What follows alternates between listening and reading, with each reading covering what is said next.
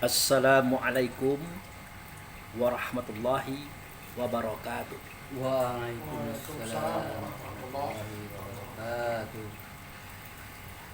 Alhamdulillah wa syukurillah lillahi ta'ala la rahmatillahi alaina aina fiyazal laili hadarna fiyazal bait insyaallah rahmatullahu alaina wa ala nabil karim Muhammad sallallahu alaihi wasallam hayas salimu alaihi Allahumma sholli ala sayyidina Muhammad wa ala ali sayyidina Muhammad amma ba'du. Yang saya hormati Pak Charlie sebagai ahli rumah,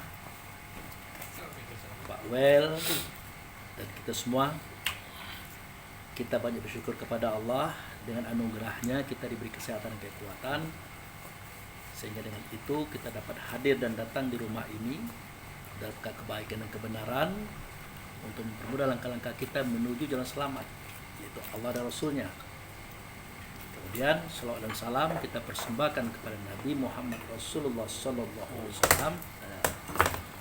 Semoga apa yang kita sampaikan, kita nyatakan diterima oleh Allah dan digantikan oleh Allah dengan syafaat atau pertolongan, di mana pada waktu itu tidak ada pertolongan kecuali datang daripada Allah melalui Rasulullah Sallallahu Alaihi Wasallam.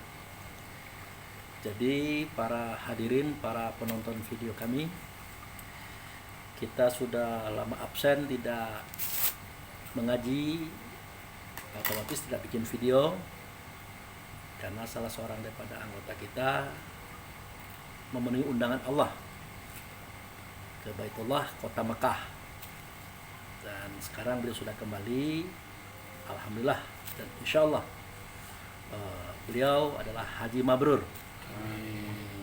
Haji Mabrur itu artinya orang yang sudah menghujah Tuhan dan beri kegembiraan. Jadi mabrur itu riang Pak, artinya Pak, gembira. Nah, itu.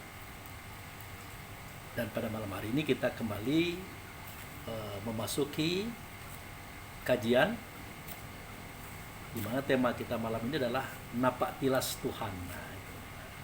Jadi agak ekstrim bahasa itu, napak tilas Tuhan yang kita ikuti, kita pantau perjalanannya. Nah, jadi begini.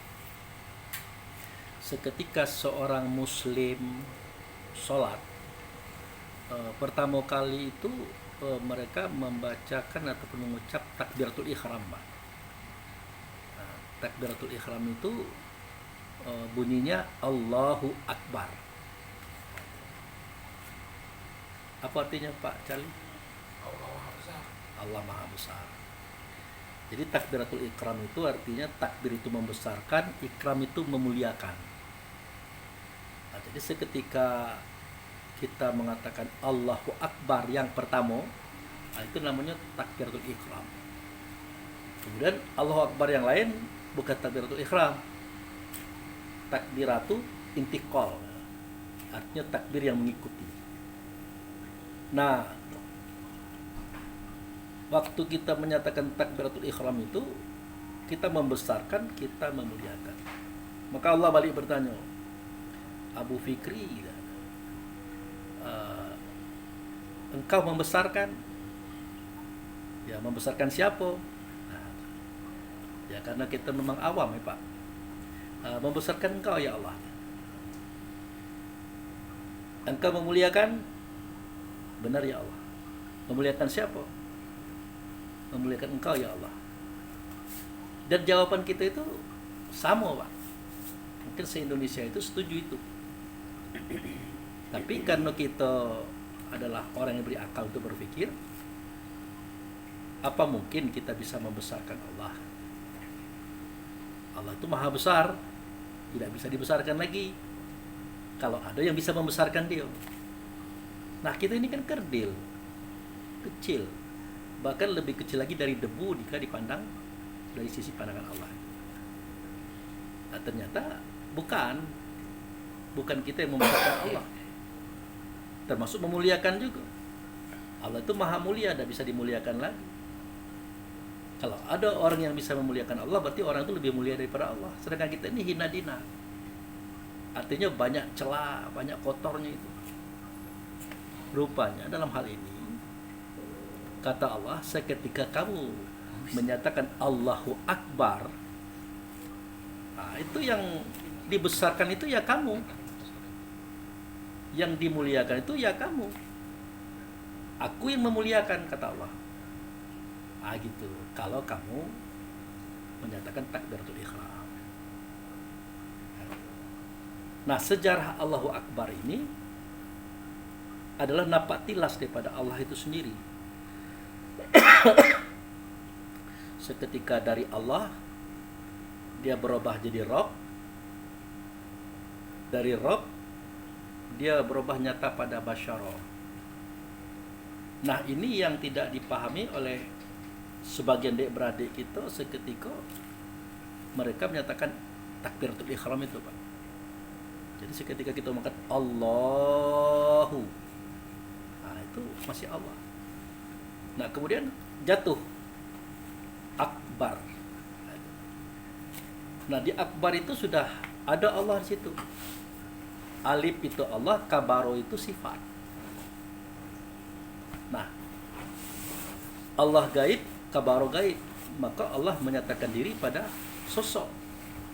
Kabaro menyatakan diri pada sosok. Nah, sosok itulah basyara yang dibuat oleh Allah sendiri dengan tangannya tanpa campur tangan malaikat. Nah, kalau Allah sendiri menciptakan, menjadikan dengan tangannya sendiri, maka penciptaan itulah penciptaan yang paling sempurna. Nah, disinilah kelebihan beliau basyara tadi. Dia dijadikan oleh Allah dengan tangannya sendiri, tidak beribu dan tidak berbapak, kemudian tidak mengalami proses dikandung, anak-anak, remaja, dewasa, tua, mati. Bahkan beliau disujuti oleh para malaikat karena Allah, dan kabaro atau akbar ada di situ bersama beliau, dan Allah pun mengatakan bahwa beliau adalah khalifah. Artinya beliau adalah pengganti Allah, pengganti kabaro, memimpin semua malaikat, mengurus alam semesta, langit bumi beserta isi-isinya. Nah, itu tadi sudah kita sempat cerita-cerita dengan Pak Wen. Kita mengira bahwa makhluk itu hanya ada di bumi kita. Ternyata tata surya kita itu adalah matahari yang dikelilingi oleh beberapa planet. Kumpulan-kumpulan tata surya disebut galaksi. Itu jumlahnya bukan 1000, bukan 100.000, bahkan jutaan. Alangkah banyaknya bumi-bumi waktu itu. Dan semuanya ada isi-isinya segala. Yang menjadikan kebanggaan bagi kita adalah semua mereka itu belajar tentang Allah dan Rasul, tentang kehidupan beragama, pusatnya di bumi kita ini. Karena disinilah adanya Adam, Idris, Nuh, Hud, Lut, Saleh, sampai ke Muhammad bin Abdullah. Nah, itulah makanya surah Al-Jin itu kita temukan kalimah yang berbunyi, sampaikan Muhammad, beritakan Muhammad bahwa telah datang kepadaku sekelompok bangsa jin. Dia berkumpul mengerubuti Muhammad dan dia belajar dengan Muhammad. Nah, bangsa jin itu ngomong kepada kawan-kawannya, sungguh aku telah melihat suatu pernyataan yang sama persis dengan kisah-kisah dulu.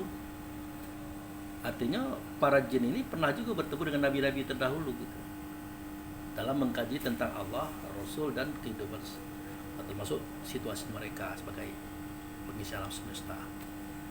Nah, jadi begitulah kira-kira pengertian khalifah itu. Jadi beliau wujud serta Allah atau basyara tadi kita kenal dengan nama Adam itu. Dialah yang memimpin para malaikat, dialah yang mengatur, mengarahkan. Nah, jadi tugas-tugas para malaikat di saat Adam sudah lahir itu dipimpin langsung oleh Adam. Nah, sebelumnya tidak seperti itu. Allah langsung memimpin melalui kabaro tadi. Tapi ya suara Allah, kata Allah, bahasa Allah itu hanya ditangkap dalam rasa. Jadi mereka itu bersih hatinya, Pak. Termasuk bangsa jin yang dipimpin oleh Azizal bin Janu itu. Jadi mereka tidak pernah melihat Allah, mendengar Allah dalam artian langsung, tapi dengan rasa. Nah, seketika Basyaro ataupun ayahanda Adam dijadikan, maka sejak itu mereka melihat sosok itu. Itulah makanya dikatakan jika nanti aku sempurnakan dia, maka rukuklah kamu padanya dan sujudlah kamu padanya itu. Nah, jadi itu sebuah gambaran kepada kita bahwa sejarah kita menghadap kiblat, sejarah kita rukuk dan sujud itu dimulai dari situ. Aja itu. Nah, sekarang kita membuktikan cerita itu. Dari Allah menjadi Rabb, dari Rabb menjadi Basyara. Nah, inilah sejarah takbiratul ihram itu. Coba dibuka Pak Wel, ayat 65. Surat Shad, surat nomor 38.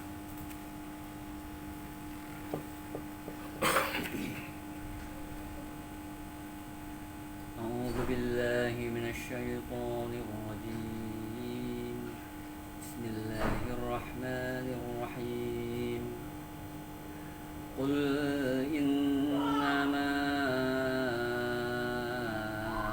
أنا منذر وما من إله إلا الله الواحد القهار.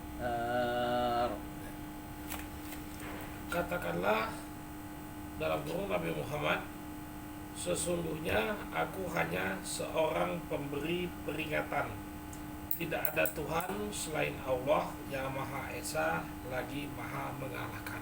Nah, jadi surat Shad, surat nomor 38 ayat 65 itu menceritakan dialog Jibril dengan Nabi Muhammad. Dialog Jibril dengan Nabi Muhammad bin Abdullah. Muhammad, katakan, sampaikan, jelaskan, kalau kamu itu ya tukang beri peringatan gitu. Nah, kamu itu hanya tukang beri peringatan, tukang beri kabar, tukang beri informasi daripada aku tentang Allah, tentang Rasul, tentang diriku, tentang alam semesta. Nah, jadi nanti kamu bercerita itu, hai Muhammad, kepada kaummu, pada umatmu seperti itu, bahwa kamu adalah tukang sampaikan kabar. Nah, kabar yang paling pokok perlu kau sampaikan Muhammad, wa ma min ilahi illallah. Nah, tidak adalah Tuhan itu kecuali hanya Allah gitu. Al-Wahidu Qahar, yang esa lagi maha perkasa. Nah, jadi itulah misi Muhammad yang pertama kali untuk disampaikan kepada kaum dan umat atas perintah Allah dan Rasul via Jibril saat itu. Nah, di sini kan jelas ini bahwa Allah itu masih Allah, Pak. Masih Allah itu. Belum dia Rabb. Nah, jadi seketika kita mengatakan Allahu, nah itu di momen ini. Nah, kalau boleh kita katakan di manakah posisi keberadaan? Nah, itu. Allah itu masih di aras itu, Pak. Ayat ini masih bercerita tentang Allah itu bertahta di aras. Nah, kemudian kita masuk kepada ayat berikutnya, Pak Wel, ayat 66. Rabbus samawati wal ardi wa ma bainahumal azizul ghaffar. Ghaffar, Yaitu Tuhan langit dan bumi dan apa yang ada di antara keduanya, yang Maha Perkasa lagi Maha Pengampun. Nah, jadi tidak Allah lagi, Pak. Sudah berubah jadi Rob. Nah, Rob itu artinya Tuhan, Pak. Tuhan besar. Oleh orang Portugis digantinya Tuhan. Nah, kalau bahasa kita Tuan langit dan Tuan bumi. Nah, itu. Dan Tuan bagi apa yang ada di antara langit dan bumi. Nah, Tuan itu Rob tadi. Nah, kata Rob di sini tidak hanya Allah, Pak. Sudah ada sifat di situ, Pak. Kalau dulu kan kita membahas sifat hamdu, Pak ya, hamdu kan. Nah, itu sifat juga. Ini kita membahas tentang kabaro. Makanya alif itu Allah, kabaro itu sifat. Jadi akbar gitu. Nah, jadi di sini sudah bukan Allah lagi bahasanya, tapi Rabb. Rabbus samawati wal ard. Kenapa sudah mulai dia itu menunjukkan eksistensinya dia. Dari Allah sudah menyatakan diri ia pada sifat kabaro tadi. Maka disebutlah dia Rabb. Kenapa dikatakan Rabb langit dan Rabb bumi? Karena pencipta langit dan bumi itu sudah dimulai. Sudah dimulai. Nah, di versi lain dia bukan kabaro tapi hamdu. Namanya bukan akbar tapi alhamdu.